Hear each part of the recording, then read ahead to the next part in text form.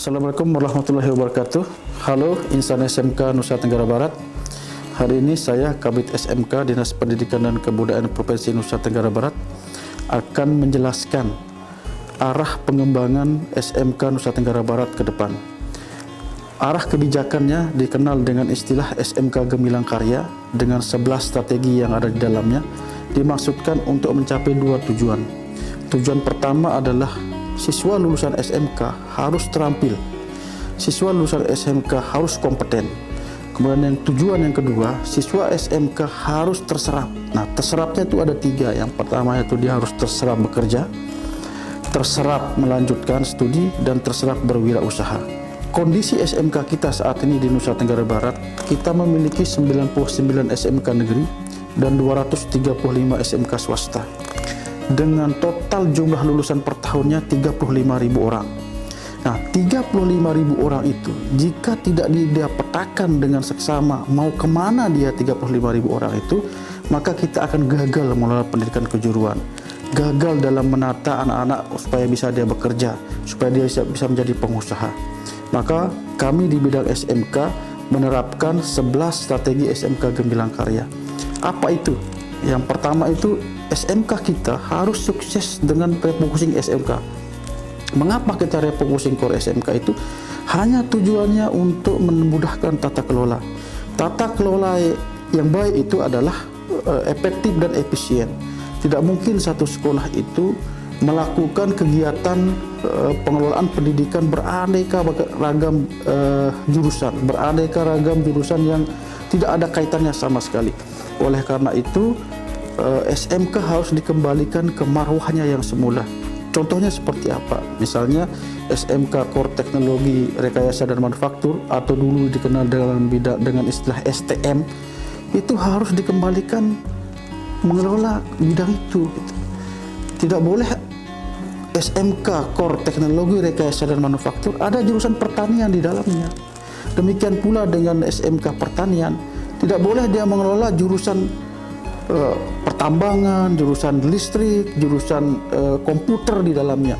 Itu akan menyulitkan tata kelola. Maka dengan program refocusing SMK kemarin yang kita lakukan itu adalah harus kita kembalikan ke marwah sebenarnya, agar apapun program itu dia akan efektif dalam pelaksanaannya. Kalau masih dan multi-core, apapun program itu kita akan kesulitan untuk tata kelola program itu. Maka sukses refocusing adalah tujuan kita yang pertama dari SMK Nusa Tenggara Barat. Yang kedua itu, SMK itu harus segera menjadi BLUD gitu. Mengapa pilihannya BLUD? Karena dengan BLUD kita memudahkan tata kelola SMK itu sendiri gitu. Industri bisa bersinergi dengan SMK dengan mudah, perjanjian kerjasama bisa dilakukan dengan mudah, kemudian hasil praktik anak-anak itu bisa dikolaborasikan. Bayangkan saja kalau misalnya praktik menghasilkan produk, misalnya jajan, roti, kemudian dia akan terbuang sia-sia jika tidak dimitrakan dengan industri. Nah, ruang memitrakan itu SMK harus menjadi BLUD. Yang ketiga adalah pembelajaran berbasis produk. Pembelajaran berbasis produk itu kita kemas dalam sistem pembelajaran yang disebut dengan Teaching Factory. Teaching Factory itu adalah akibat dari aktivitas kegiatan pembelajaran di sekolah itu, maka akan melahirkan produk dan jasa. Produk dan jasa yang lahir itu harus bisa bernilai industri, harus bisa dijual, harus bisa diterima oleh masyarakat. Itu indikator suksesnya sebuah praktik di sekolah. SMK jurusan permesinan misalnya, mereka memotong-motong besi, kemudian dibuat besi itu tidak boleh menjadi barang rongsokan, harus menjadi barang yang mampu diterima oleh pasar. Nah, kegiatan pembelajaran yang tadi, yang menghasilkan produk tadi, ketika dia diterima oleh pasar, sesuai dengan pasar, berarti dia sukses di dalam pembelajaran itu, sukses dalam materi itu. Nah, kalau ada siswa yang hasil kegiatan belajarnya itu tidak bisa diterima dia oleh industri, berarti dia tidak lulus di kompetensi itu. Itulah sebabnya maka standar penilaian dari hasil praktik siswa itu harus bisa diterima oleh industri. Itu disebut pembelajaran berbasis Teaching Factory. Berikutnya adalah pembelajaran berbasis proyek. Itu kita kemas dengan istilah kelas wirausaha. Kelas wirausaha itu adalah bukan classing, bukan dilakukan tersusun seperti kelas industri. Kelas wirausaha itu adalah kumpulan dari beberapa siswa, baik itu lintas jurusan mesin, jurusan elektronika misalnya, sama jurusan teknik pengelasan, berkolaborasi menjadi satu untuk membuat sepeda listrik. Nah, sepeda listrik yang dibuat itu hasil kolaborasi dari berbagai macam jurusan itu. Nah, yang dilakukan di luar jam sekolah itu disebut kelas wirausaha. Nah, ketika dia melakukan praktik itu di luar jam sekolah itu, produk pertama misalnya kurang bagus, dapat order lagi, dikerjakan lagi oleh mereka kelompok kelas wirausaha ini, misalnya 4 atau 5 orang, dapat lagi order berikutnya, dia kerjakan lagi. Nah, pengulangan tadi, kelas dari kelas 10, kelas 11, kelas 12, pengulangan dia melakukan pekerjaan berdasarkan order tadi itu sampai dia tamat itu dia sudah sangat kompeten, dia sudah mahir dengan produknya itu. Tamat dia sudah bisa menjadikan produk yang tadi itu menjadi produk yang siap dia usahakan, menjadi produk yang siap menjadi produk bisnis mereka. Itu disebut kelas wirausaha atau kelas startup. Kemudian berikutnya itu adalah link and match. Link and match yang ditekankan di dalam SMK Gemilang Karya itu adalah perjanjian kerjasama. Industri bekerjasama dengan SMK. Itu jelas ukurannya. Melakukan apa kerjasama itu, kapan dilaksanakan, bagaimana caranya, itu tercantum di dalam perjanjian kerjasama itu. Bukan lagi nota kesepahaman yang tolak ukurnya itu tidak jelas. Dia harus berbentuk perjanjian kerjasama. Misalnya ketika industri itu melakukan rekrutmen tenaga kerja, maka dia memprioritaskan dari SMK mitranya itu. Kemudian ketika industri itu membutuhkan bantuan tenaga ketika ada overload produksi misalnya, dia harus melibatkan SMK yang menjadi mitranya itu. Nah, ketika SMK membutuhkan guru tamu misalnya dari industri itu yang memprioritaskan untuk dia mengajar di sekolah itu. Itu yang disebut dengan link and match kita gitu. Berikutnya itu adalah industri itu lebih dulu maju sebenarnya. Dengan perkembangan teknologi yang sekarang itu, mereka cepat beradaptasi. Karena cepatnya mereka beradaptasi, harus kita imbangi dengan cepatnya kita di dunia pendidikan itu dalam mengajarkan kepada anak-anak kita. Supaya dia itu imbang, maka guru itu harus magang di industri. Baik itu 1 minggu, 1 bulan, atau bulan, tergantung dari konteksnya gitu. Nah, program magang guru menjadi program kegiatan yang wajib yang kita laksanakan, dilakukan oleh sekolah-sekolah SMK kita di Provinsi Nusa Tenggara Barat. Yang ketujuh yang disebut guru tamu, tadi sudah saya sampaikan bahwa guru tamu kita itu berasal dari industri, dari praktisi, dari pengusaha-pengusaha, kemudian dari siapa misalnya dari para ahli gitu. Datang ke sekolah untuk mengajar apa saja, mengajar kompetensi tertentu dari ahlinya, mengajar kompetensi tertentu dari pakarnya, mengajar kompetensi tertentu dari pengalaman mereka gitu. Nah, sekolah itu dia harus sering mengundang guru tamu untuk mengajar di sekolah, karena guru tamu itu memiliki pengalaman, memiliki banyak keilmuan yang bisa dibagi ke sekolah, bisa dibagi ke anak-anak, sehingga datangnya guru tamu itu adalah sangat penting dan menjadi strategi kita untuk membuat anak itu terampil dan memiliki pengetahuan yang sesuai dengan perkembangan teknologi saat ini gitu. Nah, kemudian kita harus memiliki yang namanya bursa kerja internal. Nah, karena siswa kita itu harus mampu kita distribusikan, baik itu dia bekerja atau dia melanjutkan studi atau dia berwirausaha, segala bentuk peluang-peluang itu harus mampu ditangkap oleh bursa kerja internal kita. Ada papan pengumuman di SMK kita tentang lowongan kerja. Ada papan pengumuman di SMK kita tentang lowongan-lowongan kemitraan, tadi kelas wirausaha tadi gitu. Ada papan pengumuman kita tentang peluang-peluang. Nah, semua tadi dikelola oleh unit tersendiri di dalam sekolah itu yang disebut dengan bursa kerja internal. Dia bisa bersinergi dengan bursa kerja yang ada di Disnaker, kemudian bursa kerja yang ada di yang lain, misalnya ada job fair dan lain sebagainya.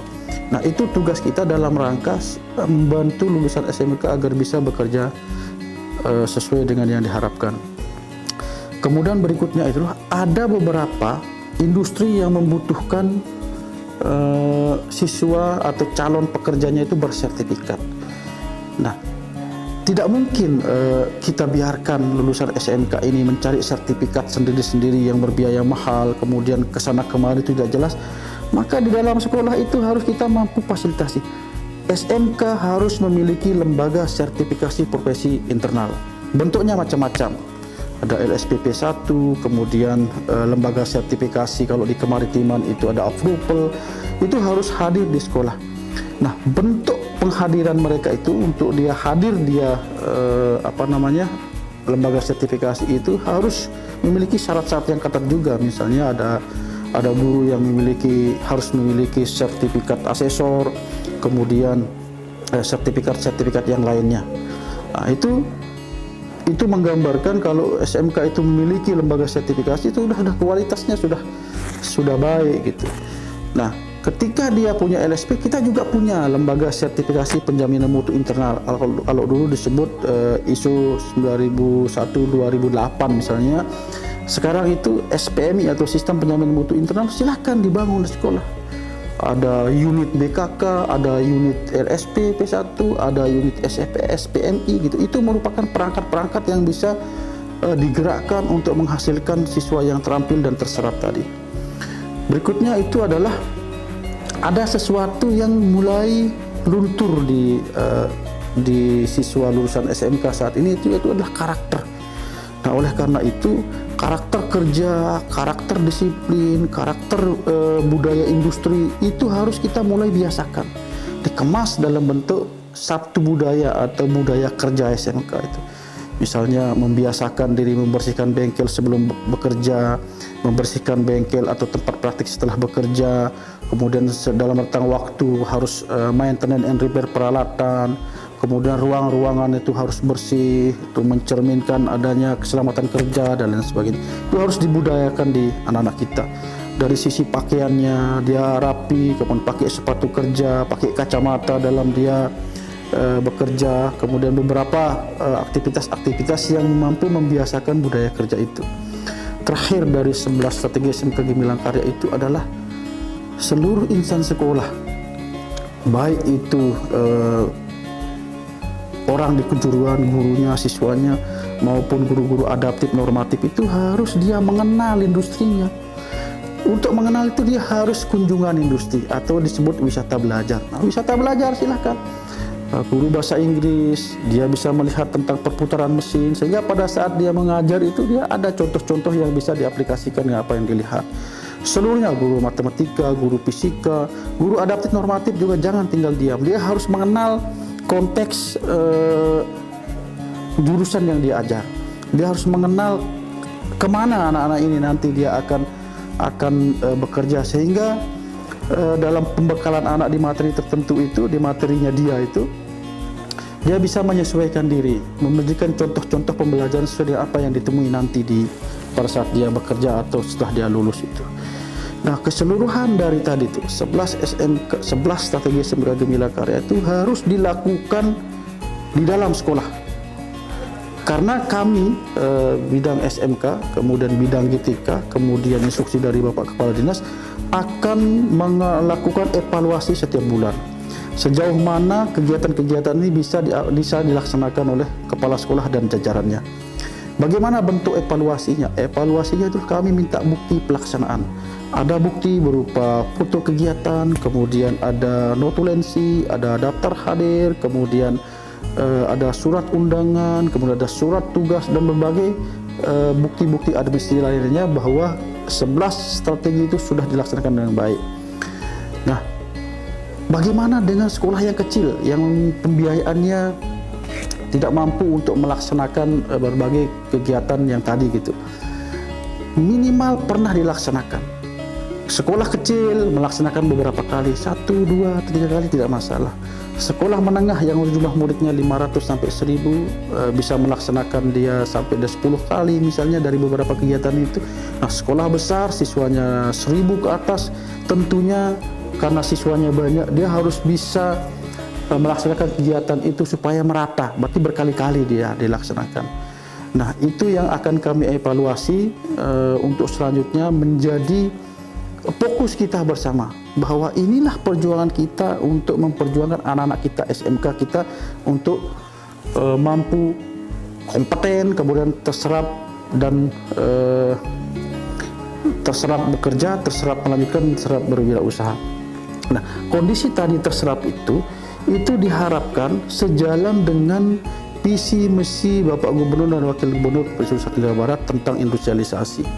Nah, lulusan SMK itu harus mampu mengambil peran dalam industrialisasi itu sendiri.